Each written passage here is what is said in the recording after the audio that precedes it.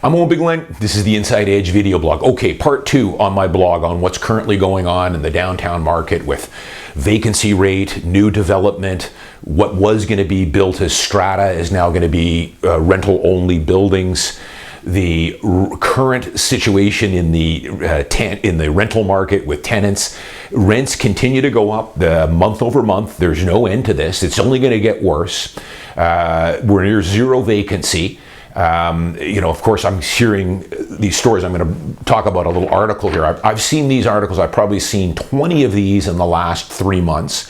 I've done blogs last summer. I talked a couple of these. These are these stories about these longtime tenants who are getting notice from their landlord that they're either going to sell the unit and you're going to be out in 2 clear months. They're going to give you 2 clear months notice, or a family member, a son or daughter, or the owner himself is going to move back into the unit and you're going to be out.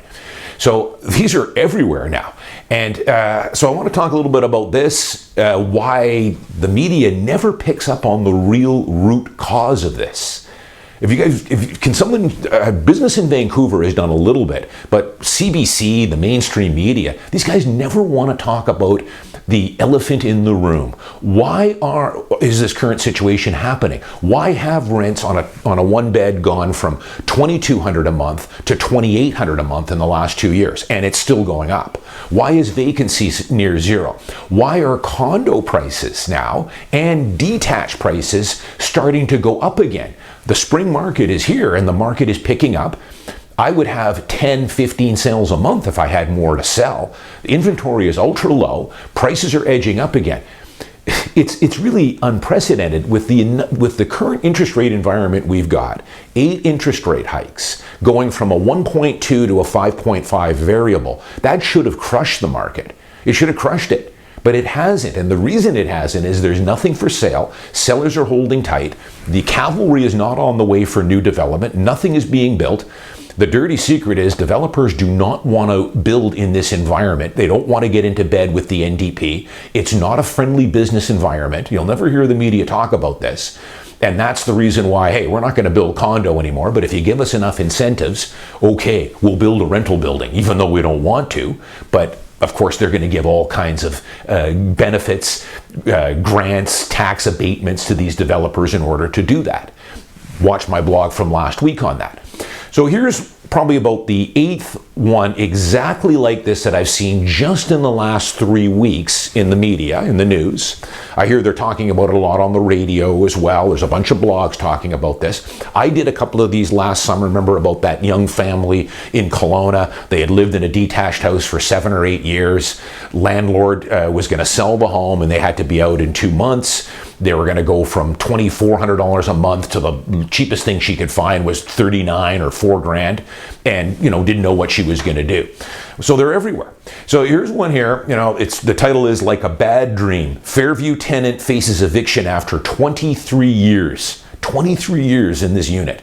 Boy, you were blessed. You had an incredible landlord there who longtime investor like myself who doesn't sell.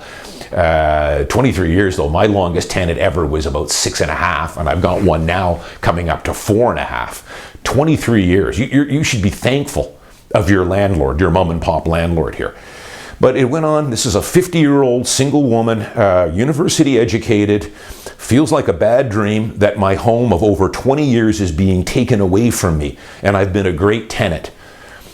Listen, lady, I do have some empathy for you here, and I understand this is tough. But where have you been the last 5, 6, 7, 8, 9 years? I've done blogs for a long time here saying that you guys are on borrowed time.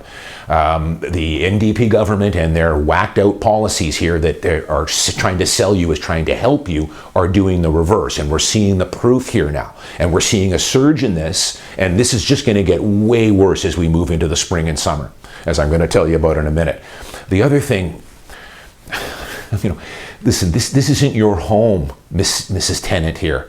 This isn't your home. You weren't paying the property taxes. You weren't paying the mortgage payments. You weren't paying the maintenance fees. You weren't paying the special levies on the strata or anything else.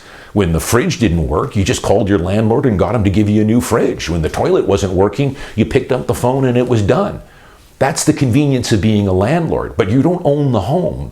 This landlord has no, you have no rights to the home and doesn't owe you anything. If anything, you should be thankful to this independent landlord for allowing you to stay in that home for 23 years and probably barely touching your rent. Her current rent is $1,000, and it's at the Ash and Broadway.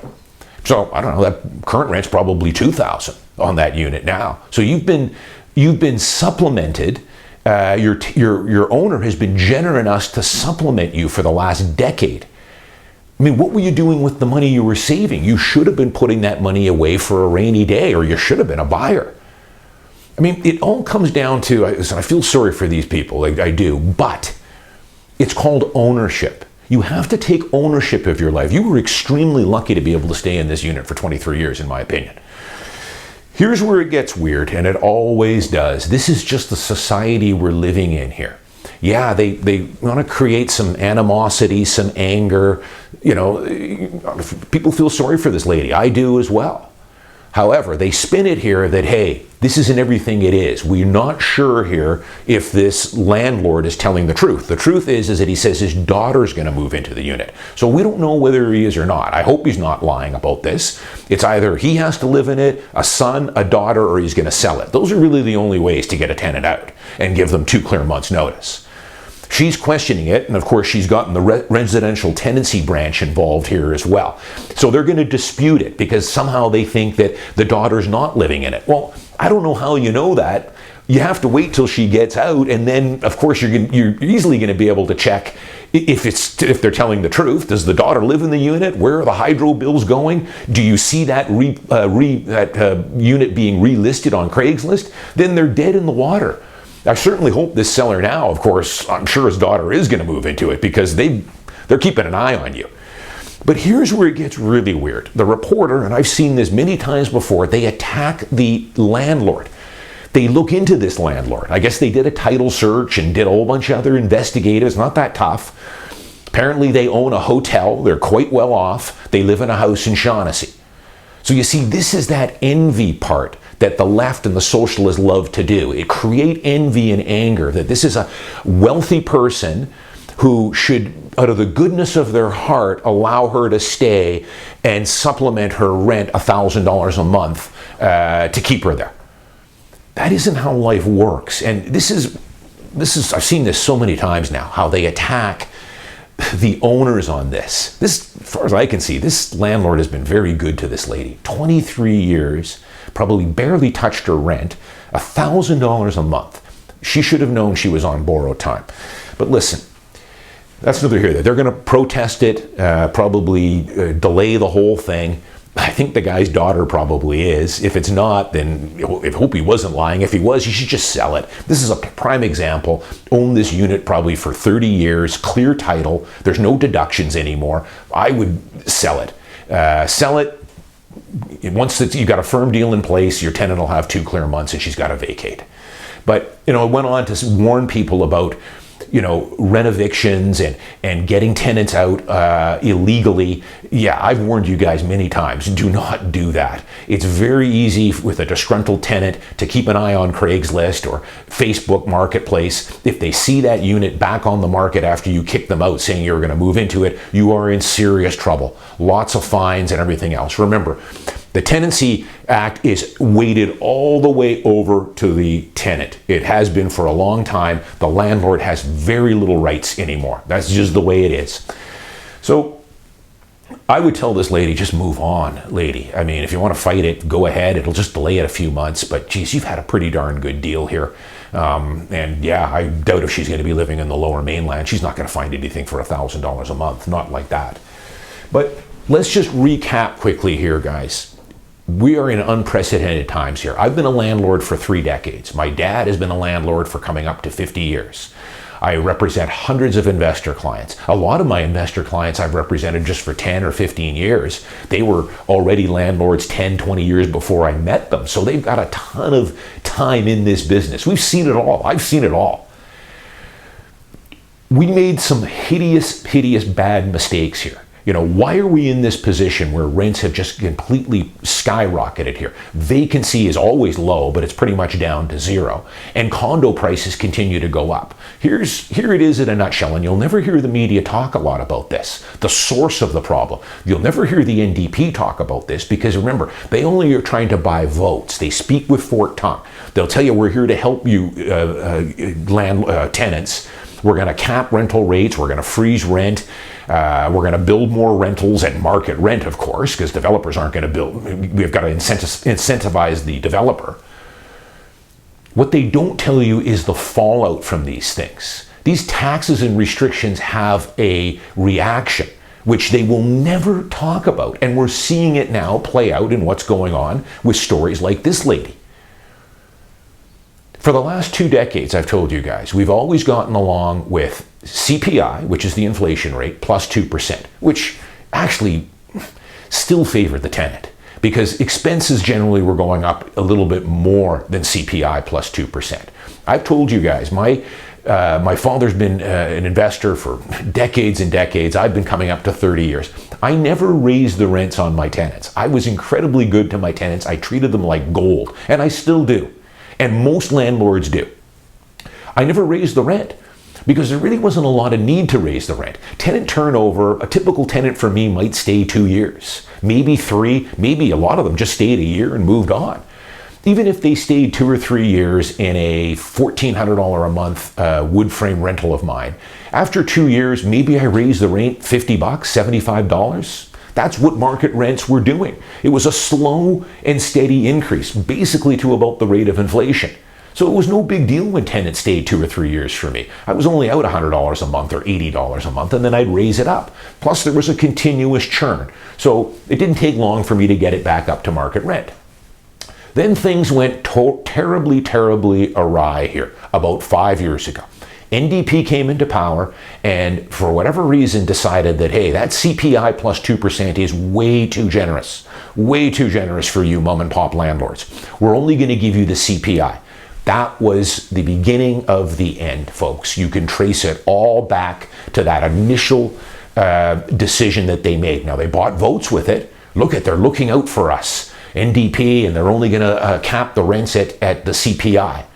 Terrible mistake. That was the beginning of the end. Some landlords at that point decided, hey, I've owned this home for 15, 20 years. I've made a ton of money on it. A lot of them had clear title on some of these homes. I'm going to sell. They called me up. I've told you guys, last year alone, I sold 8 tenanted properties. Most of them, we got the tenant out with a mutual agreement to end tenancy. They did the smart thing.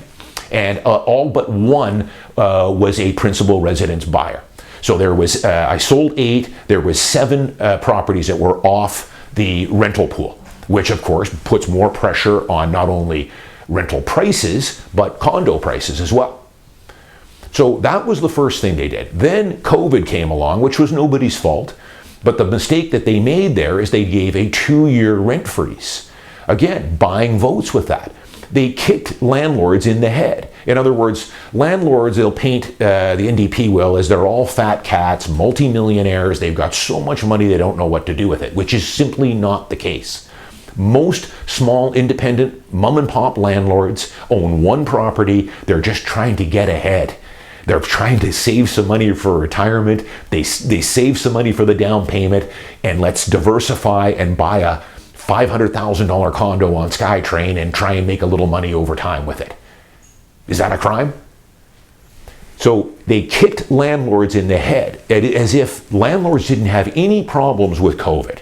The bank was going to waive their mortgages. The city of Vancouver was going to waive your property taxes. You weren't going to have to pay maintenance fees. Of course, landlords weren't immune to getting laid off from COVID or anything else, right? It was ridiculous. 2-year rent freeze, help the tenant, but don't help the landlord. That was the second huge blow, where we had another big wave of people selling. Final thing, kick to the head here, 2 of them. 2022, we will give you 1.5%, even though inflation was running much higher than that at the time. And then the real kick to the head, 2023, 2%. So they lied. Here we are, CPI, they were supposed to give us. That should have been, 5.5%, 6%? They give us 2%.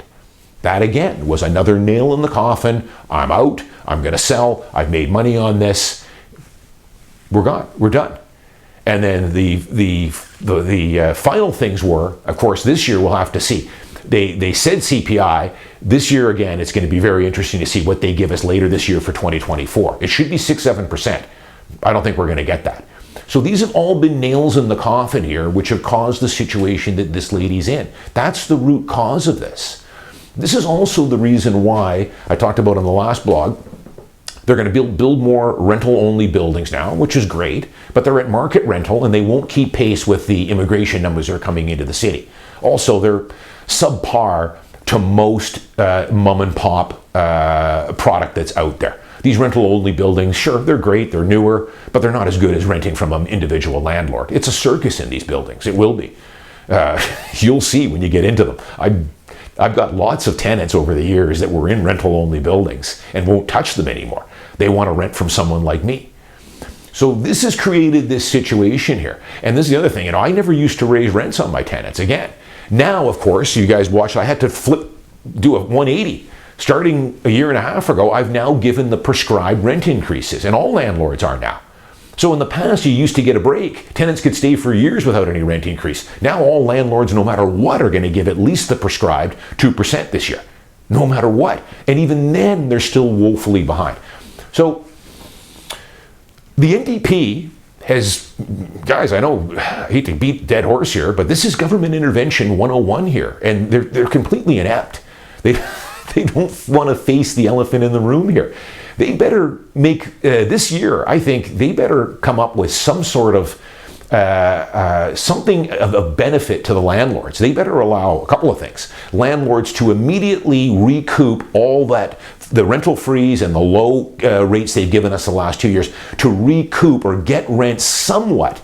I don't need to get anywhere near what market rent is, but at least allow us to bump $200-300 to recoup some of what we've had to go through the last 4 years. Remember, insurance went up over 100% across the board. Property taxes double digits. Strata fees going up double digits.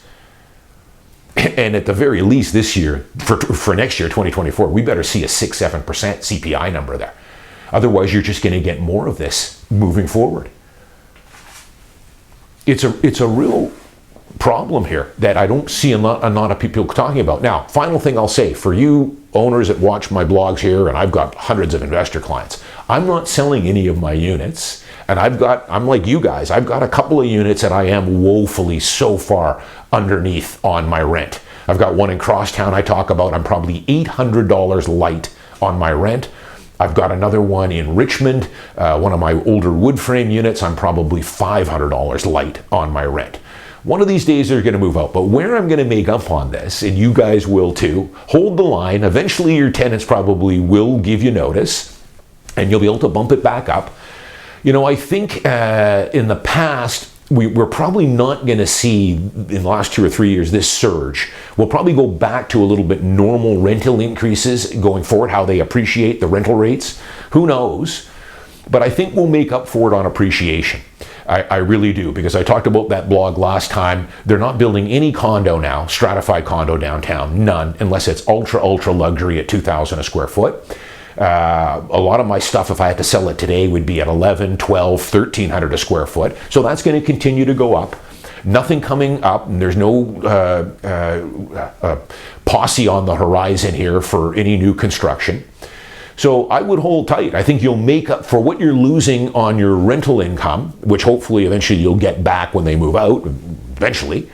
You'll make up for an appreciation. And appreciation's always the best anyways, because it's capital gains. It's at a tax at a much more favorable rate than income from your tenants.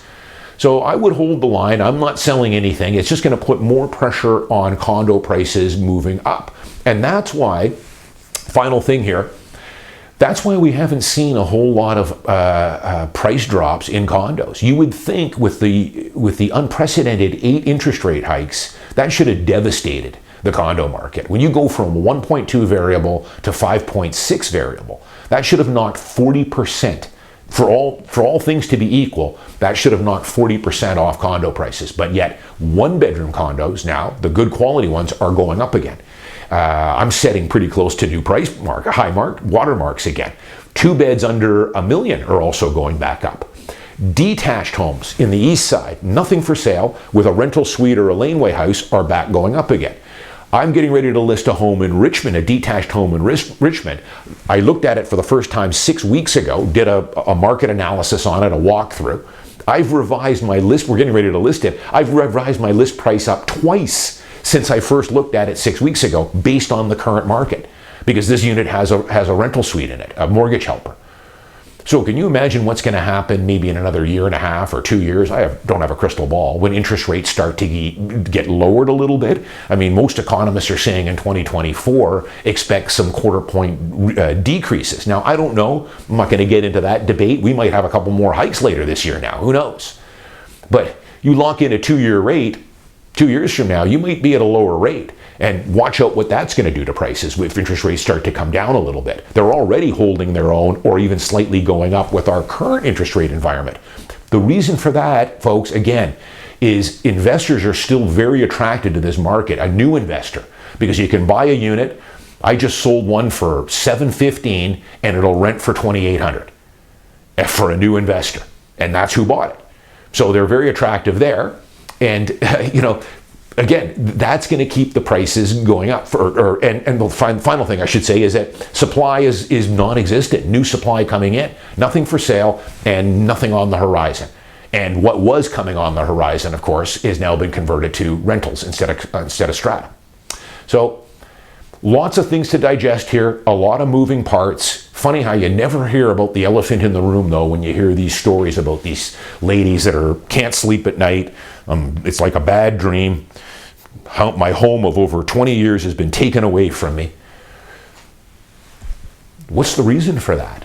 She's been there 23 years. Why all of a sudden now has everything exploded? You can trace it right back to that decision by the NDP 5 years ago to drop the CPI +2. And then the 2-year rent freeze, not giving landlords any credit, getting them any break whatsoever. And then the final kicks in the head, 1.5% and 2%, when their my costs have all gone up double digits. That's the reaction to this, and it's only going to get worse. If you're a tenant watching this, borrow time, do whatever you can to get into the market. You can buy a decent little wood frame condo in Richmond on SkyTrain for low 400s, $25K down, and you're in the market and you're out of that renter treadmill, because it's only going to get worse. I'm Owen Bigland. As always, thanks for watching. I'll see you next week.